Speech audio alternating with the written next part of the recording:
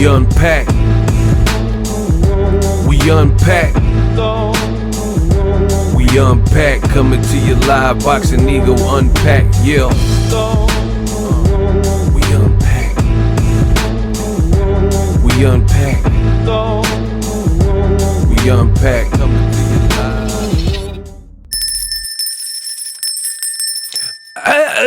live. Hey, yay.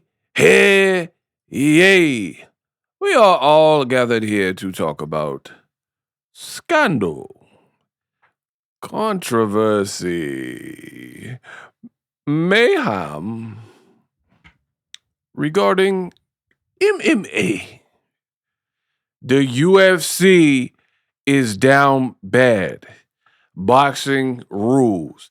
And in this video, I'm going to keep it real with all of y'all and let y'all know why I say, I always give y'all a show and let you know what's going on. But TKO, UFC, Dana White, the new Paramount era, they are in trouble. Trouble. You heard? Let's get started. Let's get unpacked. Coming to you live. What up, Fight World? It's your boy Ego, and I'm back with some more boxing. Now, I had to make this video. Now, they just did a press conference with Ronda Rousey. She's fighting Gina Carano. Two pioneers in women's MMA and, combat sports that really ushered in a new era, especially for women in the combat sports space and definitely in MMA. And at least one of them, Ronda Rousey, pulled no punches and really gave it to the UFC, which we're going to get into in the next minute or so. And I think this makes the UFC look very bad. You know what? Let me get into it. So this was Ronda Rousey yesterday, and I'm going to guide you guys through what was being said. But just listen. I mean, it used to be that UFC was the best place that you could come in combat sports to make a living and be paid fairly, and now it's no longer. It's one of the worst places to go. It's Bro, did you hear what this woman just said? She said there once was a time, once upon, like a fairy tale, once upon a time, the UFC was one of the best spots in combat sports where you can make a living. But them days is over. She said now it is one of the worst spots. One of the worst spots you can go to try to make a living. Ooh. To make a living and be paid fairly. And now it was the best place that you could come in combat sports to make a living and be paid fairly. And now it's no longer, it's one of the worst places to go. Wow. One of the worst places to go. Buzz, your girlfriend, Wolf. It's why so many of their top athletes are leaving to go and find pay elsewhere. It's why their champions like Valentina are selling pictures of their titties on OnlyFans. Wow, titties.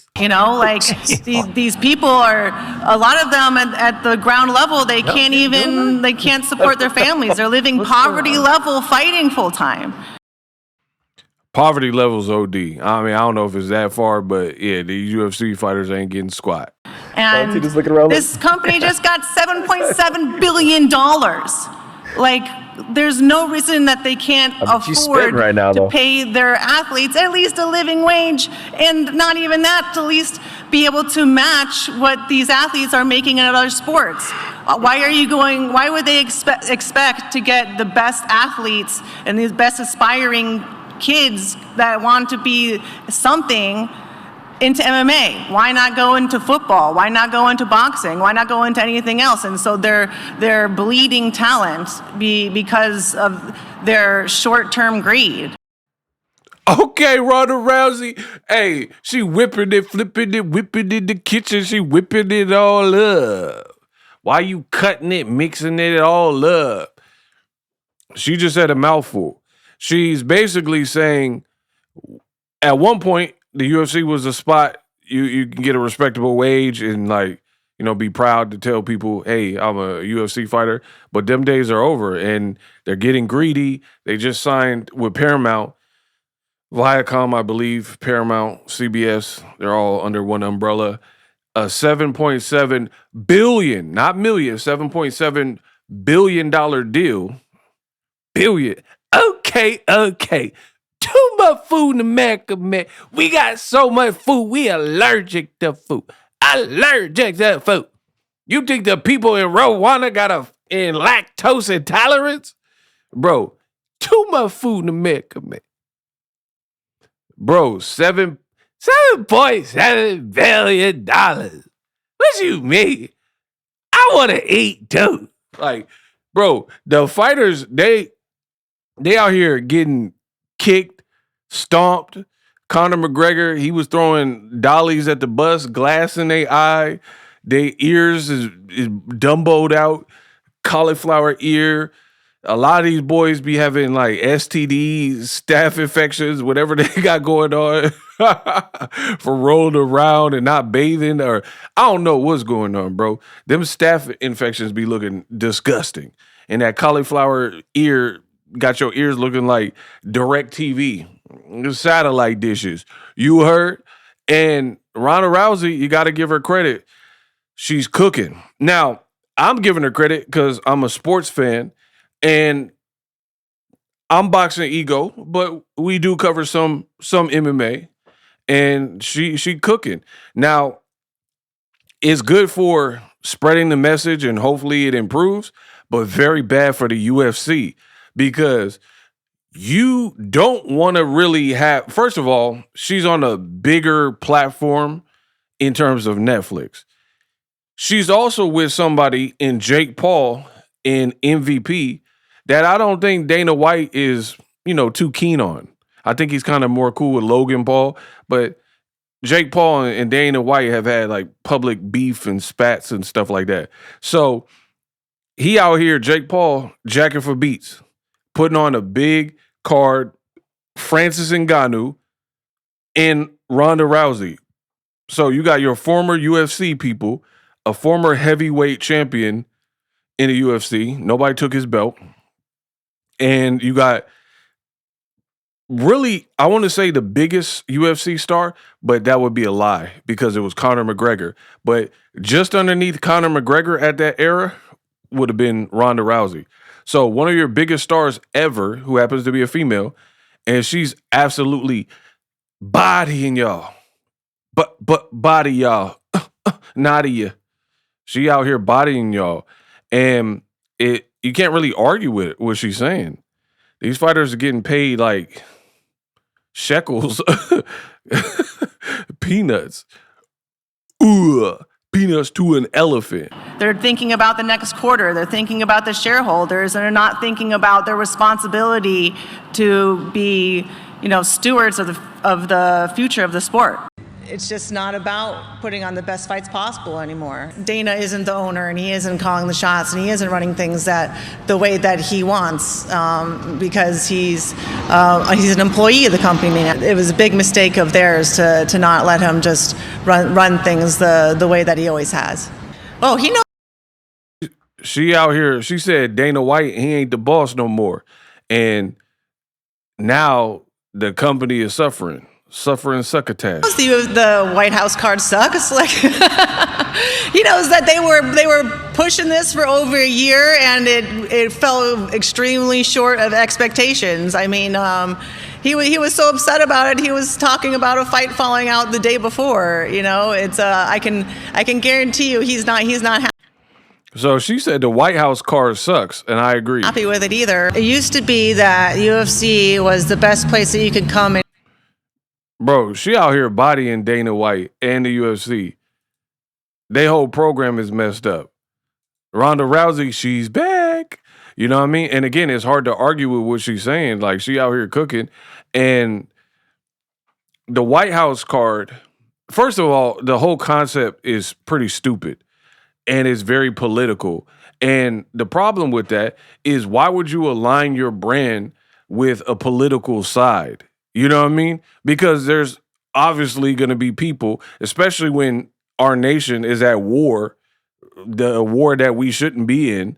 Gas prices, I kid you not, the gas prices in Southern California and out here in the Northern California area, I seen it in Sacramento and San Francisco, gas prices $9, $10 in obviously not every gas station, but just the fact that any gas station has $10 signs up for $10 a gallon, I mean, utterly ridiculous. So why would you put on a card at the White House with nobody's really doing good in the economy, even celebrities? I don't think people are selling out. I mean, I just looked at some of the album sale numbers, like J. Cole and whoever else is out.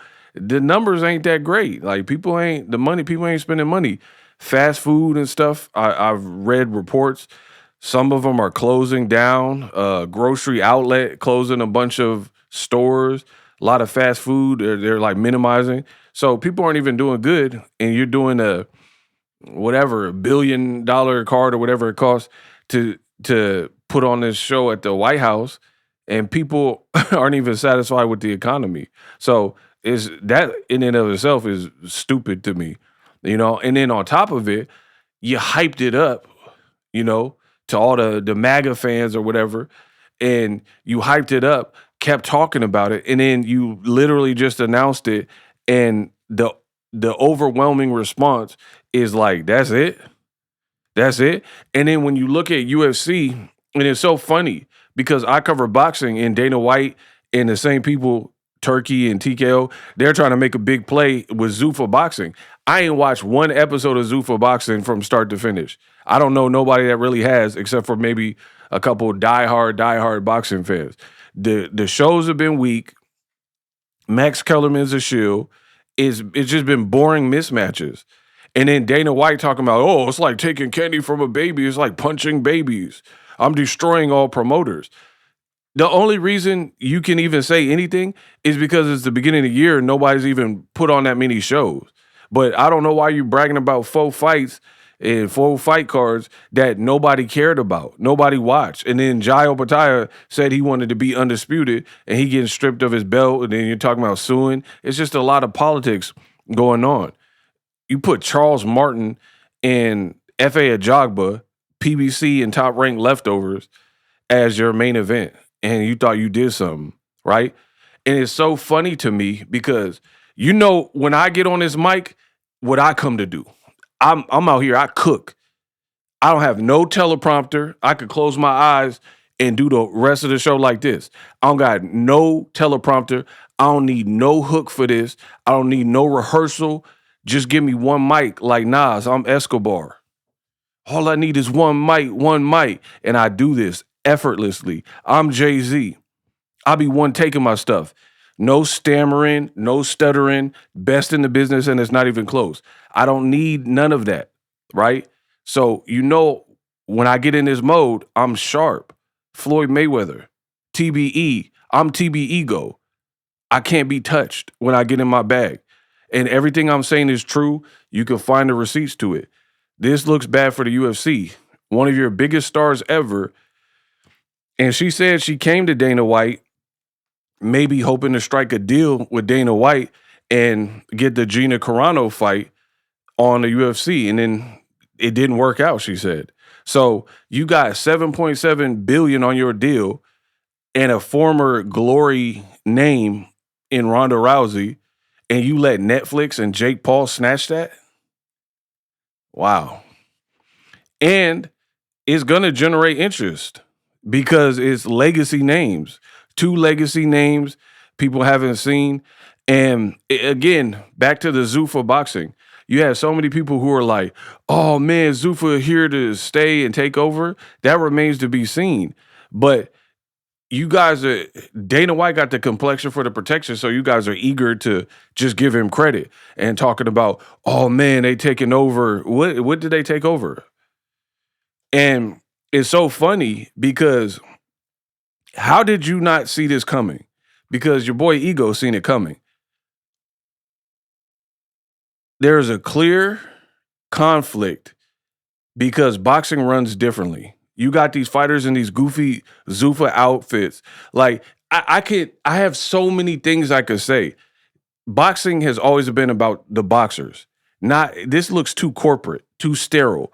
You got them in fight kits and you pick out the colors or whatever, the uniforms. It's too corporate. Keep that with the UFC. Us real boxing fans, we don't care about that.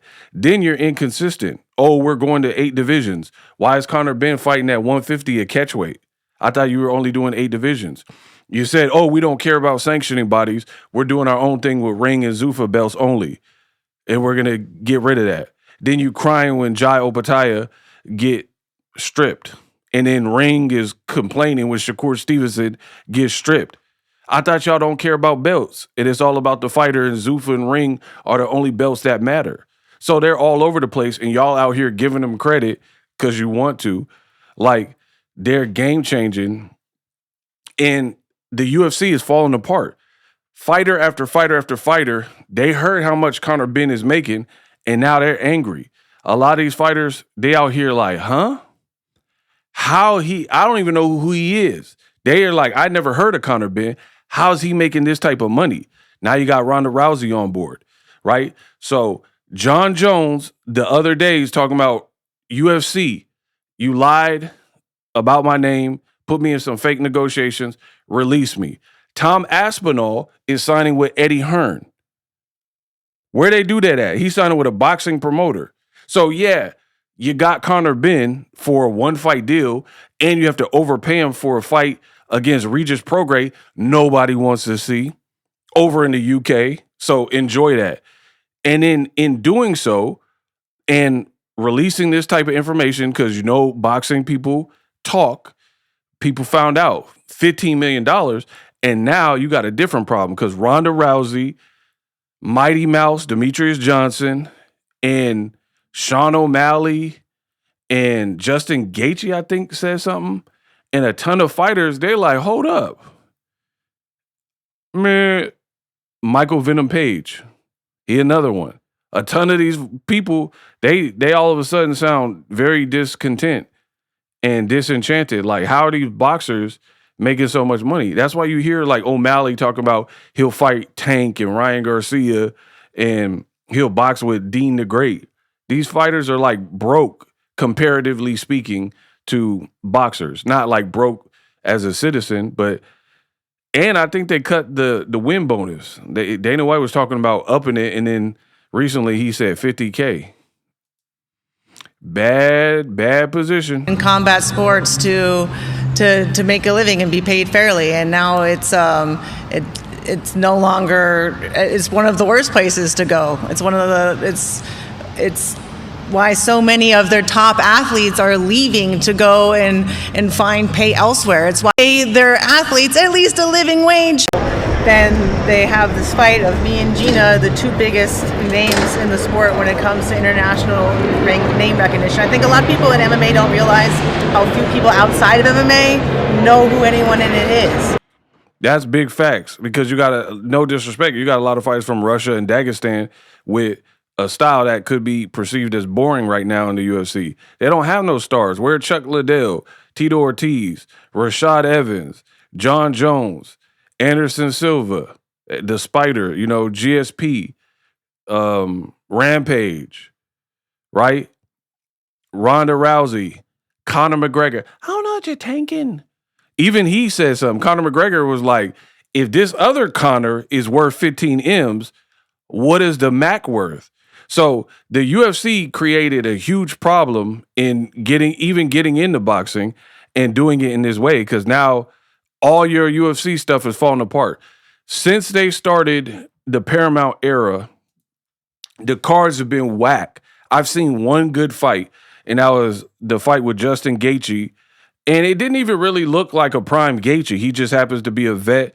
He's strong. But him and Patty the Batty, that was like the only good fight that I can recall really seeing. And I don't even know how necessary that fight was. You dig? So you put up a couple cards in the UFC since the January 1st Paramount era started, and none of them are pay-per-view worthy events at all. Like, if this was ESPN and these were the cards you were putting up, people would be mad if they pay pay-per-view. Now you think, oh man, it's free with a Paramount subscription, so we just going to feed you anything. So you're actually degrading the UFC brand. This deal is hurting you because you left the pay-per-view model, so now you got to make it make more sense because y'all want to be greedy and keep the money at the top. So the cards look watered down. And I've had so many people come up to me because their short-term greed of trying to like basically hog as much of that that Paramount check for the shareholders as possible. They let the biggest fight that in recent history, I mean, or maybe in the history of the sport, go to the biggest streamer that they left wide open for somebody else to take. And now this is going to be the most viewed MMA fight of all time easily. See, she like, my fight with Gina Carano, y'all didn't want to break bread, and then now we over here with Netflix. And they just let it go. Why? They think that that they're the only gig in town, and somebody is going to come and fill that void that they're leaving. And MVP is ready to be there and to innovate and to take the risk. And honestly, it's not much of a risk. What do you think is the difference in the UFC pre-Paramount and now? I think it's kind of cool that it's out of his hands. You know, it's kind of like George Lucas sold his baby, and now they're doing other things with it that he can't. I think you almost have to emotionally separate yourself so you don't get upset with the kind of things and kind of, because everything used to be bottlenecked through him. Every little bit of what you saw, no real passion or love for the sport, and are just clocking into a job, and you can see that. And you know, he won MMA. What else is he going to do? Now he's going to go and probably try and win something else and create a sport out of nothing, like slap or take over boxing. And I think it'd be really, really hard to stay super motivated to pursue, just hit that same note over and over and over. I mean, I switched careers 3 times. I'm surprised he's looking very, and their future is looking very bright. The MMA is in a weird position right now, and it's the Wild West, and I believe we have a massive opportunity here to disrupt the whole space and to put fighters first, get them the pay that they deserve, the platform that they deserve, because I believe the UFC is dying and MVP is here to take over. That man said UFC is dying. Jake Paul said UFC is dying.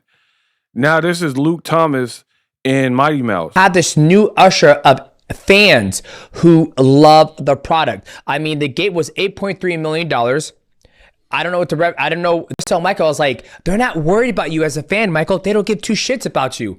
They're not worried about me. They're looking for that new era of audience that they're trying to capture.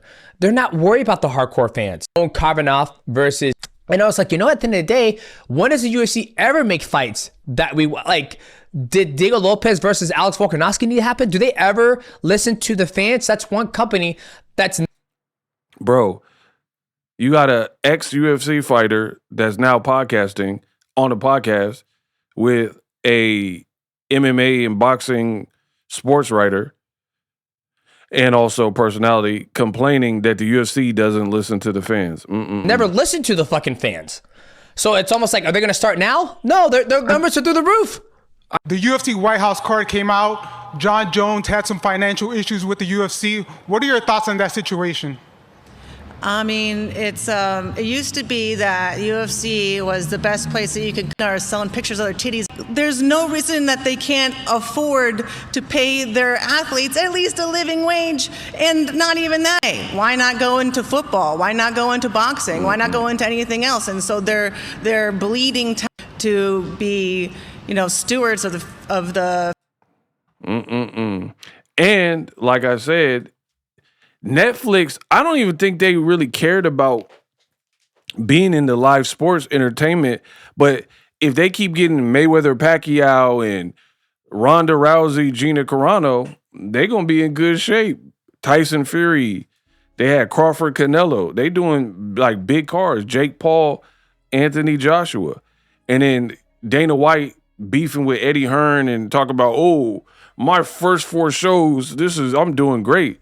Bro, you might get your spot taken, bro. because Netflix, they definitely got a big purse and a big bankroll.